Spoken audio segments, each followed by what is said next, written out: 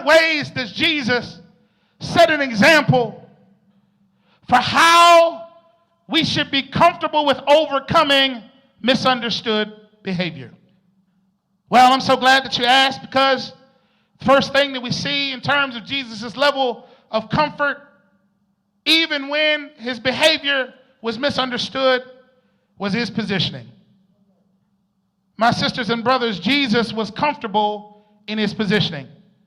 It's here in the text. I'll read just the first portion of verse 38.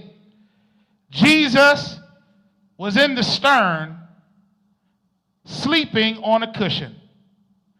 The disciples woke him and said to him, "Teacher, don't you care if we drown?"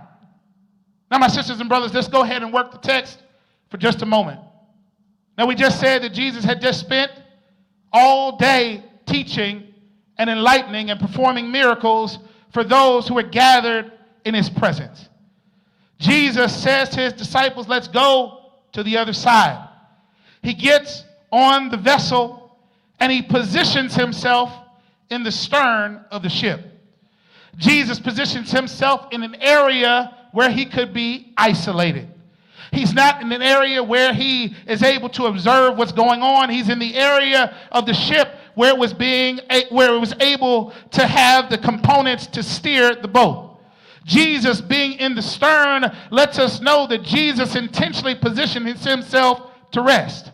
He doesn't go into a place where he can have conversation. He doesn't go into a place where he can observe the weather conditions or the conditions of what's going on the water. Jesus isolates himself and puts him in a position where he can do what? Rest. Jesus is comfortable with stealing away not only from the crowd, but also from those who have been serving alongside him. Jesus had not only made a decision of putting himself on the water with his disciples, but then he decides, I'm going to get away from everybody and find space while on this ship to be by myself. Jesus is comfortable with his positioning. And I like this, my sisters and brothers, because the disciples know where he is. That's why they're able to find him. This is not a massive boat. This is not a super ship. This is not a space where Jesus can go and lock himself in a cabin, but this is a small vessel, and yet Jesus still carves out space where he can be isolated and recharged. I like this, my sisters and brothers, because there are those of us who, when we're in times of need for self-care, we don't know how to isolate ourselves.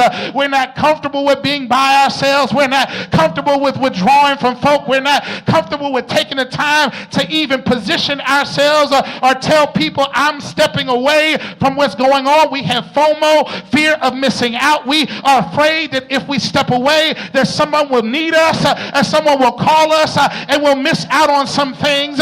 Jesus doesn't display any of that. He removes himself and puts himself in one of the most secluded areas of this particular vessel, and he's comfortable with it. I like this, my sisters and brothers. Can I go ahead and bless somebody today? I'm trying to share this information with you because if Jesus is comfortable with doing this, you can be comfortable with doing it as well. You don't always have to be around everybody. You don't have to always be pandering and seeking to meet everybody else's needs. You can take time to position yourself, to recharge your social battery, to let your cup be made full, and you don't have to always be in positions where everybody has access to you. That it's okay to turn off the phone.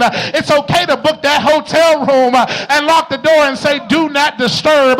It's okay to get on that cruise ship where nobody knows your name. It's okay to step back and position yourself where you can be all by yourself. I know that we got family who love us. I know we got spouses that can't live without us.